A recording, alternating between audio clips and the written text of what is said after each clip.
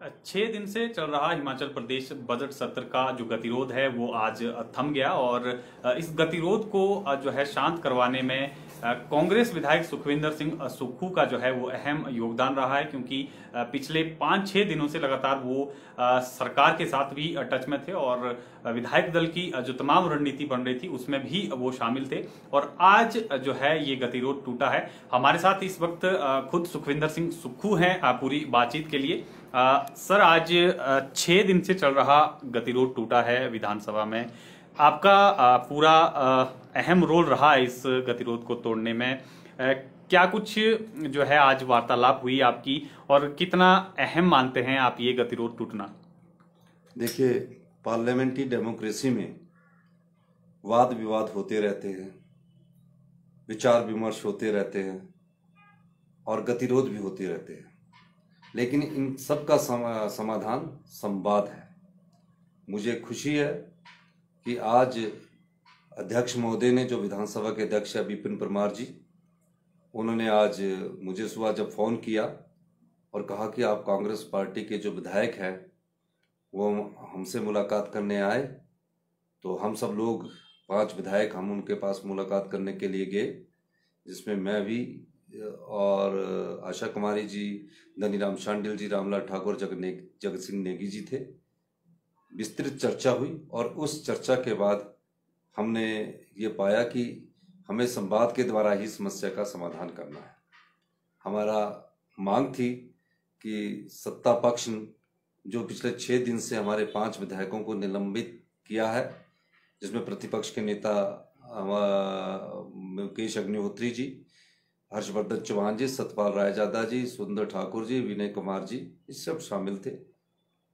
इसको, इनकी सस्पेंशन को रद्द किया जाए ताकि वो विधानसभा की अपनी बात रख सके। और सरकार के द्वारा एक प्रस्ताव लाया गया और उस प्रस्ताव के द्वारा इसे रद्द कर दिया गया। 6 दिन से लगातार जो है वो विपक्ष प्रोटेस्ट कर रहा था और पहली बार ऐसा हुआ था कि इतना लंबा प्रोटेस्ट जो है वो विधानसभा में चला हो। और आप भी जो है लगातार वार्ता कर रहे थे फोनिकली जो सरकार है सत्ता पक्ष से। कल भी आप जो है धर्मशाला गए थे, मीटिंग में थे, बावजूद इसके आप रातों रात शिमला पहुंचे। तो क्या कुछ आप भी इस मानते हैं कि जिस तरह से लोकतंत्र के लिए जरूरी है विपक्ष भी, आपने भी जो है काफी संघर्ष किया ताकि एक सौहार्दपूर्ण माहौल जो है वो विधानसभा में बने? कल मेरी धर्मशाला में बैठक थी नगर निगम से संबंधित। मैं रुकना चाहता था, लेकिन विधायक दल की बैठक अगले दिन थी और विधायक दल की बैठक में भाग लेने के लिए मुझे रातों रात आना था।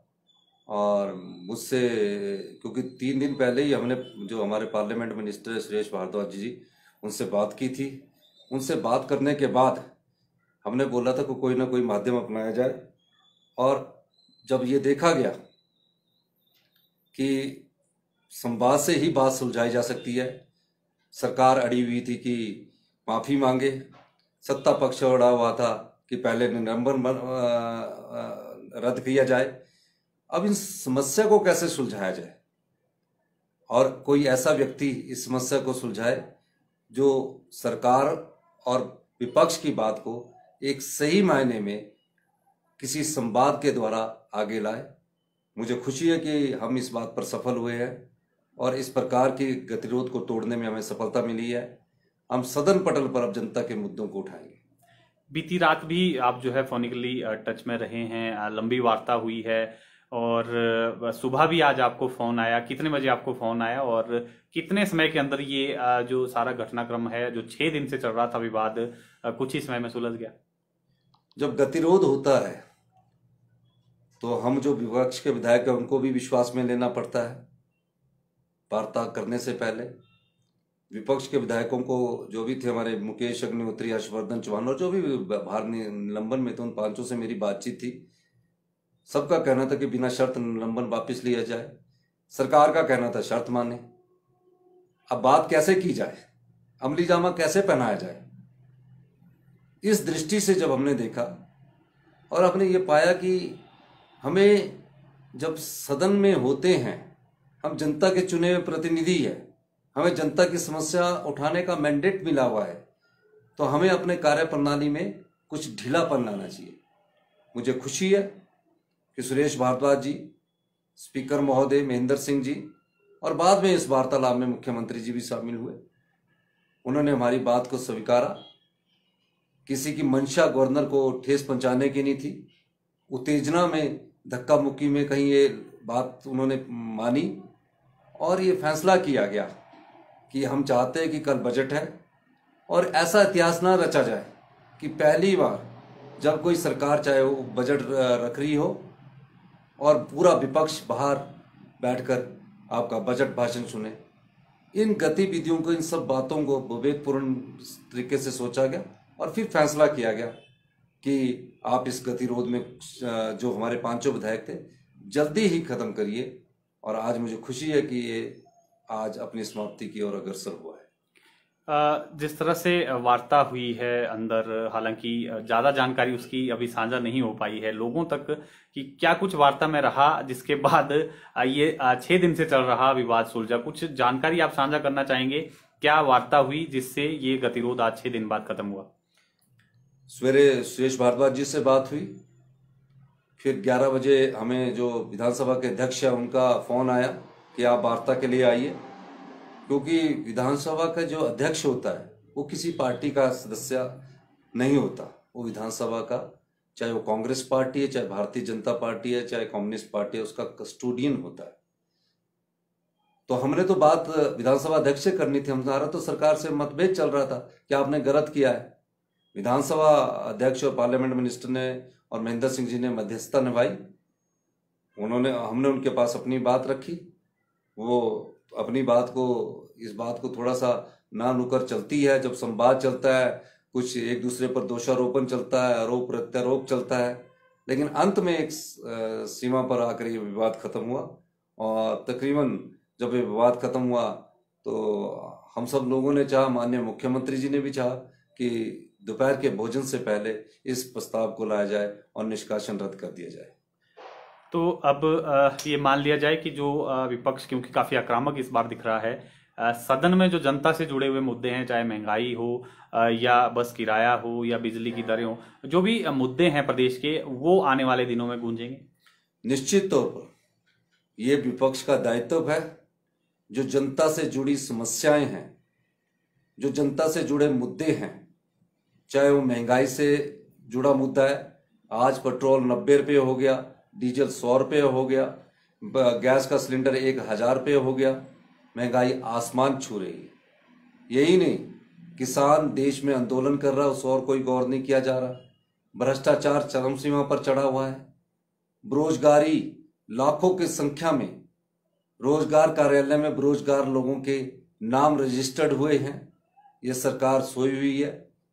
एक बेचारे जो हमारे कर्मचारी है वो इस प्रदेश की रीढ़ की हड्डी है। और मैं आपको ये ध्यान में एक और बात लाना चाहता हूं, जो सरकारी कर्मचारी है उसने इस देश की अर्थव्यवस्था को बढ़ाया है। सरकारी कर्मचारी के बच्चे पढ़ लिख कर अच्छे स्थान प्राप्त कर किए हैं। अगर ये सरकारी रोजगार नहीं होता तो शिक्षा के क्षेत्र में जो हिमाचल प्रदेश देश में दूसरे नंबर पर है, इसमें सबसे मुख्य भूमिका सरकारी कर्मचारियों की है। आज उनके बच्चों को रोजगार नहीं मिल रहा। फिर एक और नया नियम 2004 में लागू हुआ। हमें तो कभी सत्ता में रहने का मौका नहीं मिला, लेकिन 2004 में उनकी जो पेंशन है, वो जो पुरानी पेंशन होती थी कि 60 साल के बाद जो रिटायर हो जाता था उसको अपना जीवन यापन करने के लिए अपने बच्चों पर निर्भर नहीं रहना पड़ता था, उस पेंशन को कम्यूट करके या कोई पेंशन का नई स्कीम लगाकर लागू कर दिया गया। इस पर भी विचार विमर्श करने की जरूरत है। पुलिस कर्मचारी जो भाई है हमारे, जिनको कम 70 रुपये डेली मिलती है, और देखिए कि विडंबना देखिए, माननीय मुख्यमंत्री जी को इस बात पर सोचना चाहिए कि किस प्रकार पुलिस कर्मचारियों के 3 साल का कॉन्ट्रैक्ट और नौकरी के लिए और पुलिस आगे हम चाहते हैं विधानसभा में सार्थक अभ्यास। जो मुद्दे हम सरकार के ध्यान में लाए, सरकार उन पर ध्यान दे।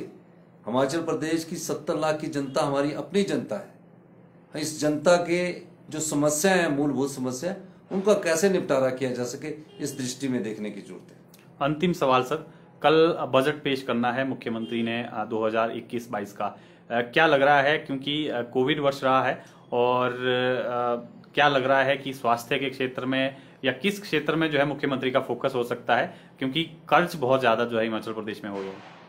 देखिए, मुझे ये जो पिछले कई सालों से बजट प्रस्तुत किया जा रहा है, इसमें बदलाव की जरूरत है। लेकिन अब समय बीत चुका है, भारतीय जनता पार्टी की सरकार है। बजट आम जनता से जुड़ा होना चाहिए। बेरोजगारों को रोजगार कैसे मिले, एमटेक, बीटेक, डेंटल डॉक्टर हजारों की संख्या में रोजगार कार्यालय में उनके नाम पंजीकृत है। IITI किए हुए लड़के, इलेक्ट्रीशियन, प्लम्बर, पंप ऑपरेटर सड़कों में घूम रहे हैं। Post graduate, graduate, B Ed, TGT ये सब लोग सड़कों में घूम रहे हैं।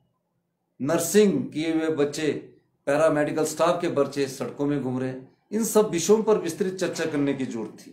इन सब विषयों में आपको बजट रखने की जरूरत थी। और सबसे बड़ी विडंबना हमारे हेल्थ की है। मैं हेल्थ के मामले में माननीय मुख्यमंत्री जी से मांग करूंगा कि जो डायग्नोज है, जहां हमारा प्रथम इलाज किया जाता है, आप IGMC में जाइए, आप टांडा मेडिकल कॉलेज में जाइए, वहां 20-20, 25-25 साल की पुरानी टेक्नोलॉजी की मशीनें पड़ी है। अगर हम बजट का कुछ अंश इन टेक्नोलॉजी को, डायग्नोज की टेक्नोलॉजी को के लिए लाते हैं, तो इससे जो हमारे स्वास्थ्य से संबंधित जो बीमारियां हैं, जिसका पता लगने में समय लगता है, तुरंत प्रभाव से लेटेस्ट टेक्नोलॉजी से उसका पता लगाया जा सकता है। इस दिशा में काम करना चाहिए। जो सड़कें हैं उनकी हालत खराब है। बहुत सड़कें हिमाचल प्रदेश में बन चुकी है, लेकिन कैसे सड़कों की मेंटेन हो और कैसे उसकी क्वालिटी को मेंटेन कीजिए, इस विषय पर भी सोचने की जरूरत है। आज बिजली और पानी इतना महंगा हो चुका है कि बिजली और पानी की जो हम बात करते हैं, आम आदमी बिजली का बिल देने में असमर्थ है। उस दिशा में उनके लिए कोई ना कोई सब्सिडी रखनी चाहिए। ये कई विषय है जो माननीय मुख्यमंत्री जी को देखने चाहिए। और बजट से संबंधित सबसे बड़ा जरूरी जो है, पर्यावरण से संबंधित मैं बात कहना चाहूंगा कि माननीय मुख्यमंत्री जी, इलेक्ट्रिक बसों का जमाना आ गया है। अगर आप इलेक्ट्रिक बसेस के लिए अपना अलग से बजट करते हैं और सचिवालय में जितने भी मंत्रियों को गाड़ियां मिली हुई है, जितने भी अधिकारियों को गाड़ियां मिली हुई है, वहां अगर इलेक्ट्रिकल चार्जिंग स्टेशन का प्रावधान कर देते हैं और उन्हें इलेक्ट्रिकल गाड़ियां उनके लिए लेती है, तो तकरीबन कम से कम आपका 50 करोड़ रुपए का खर्चा जो पेट्रोल डीजल पर आता वो कम होगा। तो आप उम्मीद ही जता सकते हैं, आशा ही कर सकते हैं कि आने वाले बजट में हिमाचल की जनता को के सपने जो उन्होंने अपने मैनिफेस्टो में दिखाए हैं, उन मैनिफेस्टो को किस तरह से पूर्ण किया गया है। आज केंद्र में केंद्रीय वित्त मंत्री बैठे हैं, भारतीय जनता पार्टी के राष्ट्रीय अध्यक्ष बैठे। आज भी हिमाचल की जनता के उत्थान के लिए और उनकी सहयोग के लिए कोई ऐसा बजट पेश नहीं किया जाएगा, मुझे ऐसी उम्मीद लगती है। तो ये थे सुखविंदर सिंह सुक्खू, जिनका साफ तौर पर कहना है कि गतिरोध टूटा है। उन्हें इस बात की खुशी है, क्योंकि लोकतंत्र में पक्ष और विपक्ष दोनों की भूमिका जो है वो अहम रहती है। और अब जो सदन के अंदर है, विपक्ष अपनी आवाज को बुलंद करेगा और प्रदेश के जो मुद्दे हैं उनको सरकार के समक्ष उठाएगा, ताकि लोगों को महंगाई, बेरोजगारी और अन्य जो चीजें हैं उनसे राहत मिल सके। तो फिलहाल के लिए इतना ही। आप बने रहें पंजाब केसरी हिमाचल के साथ।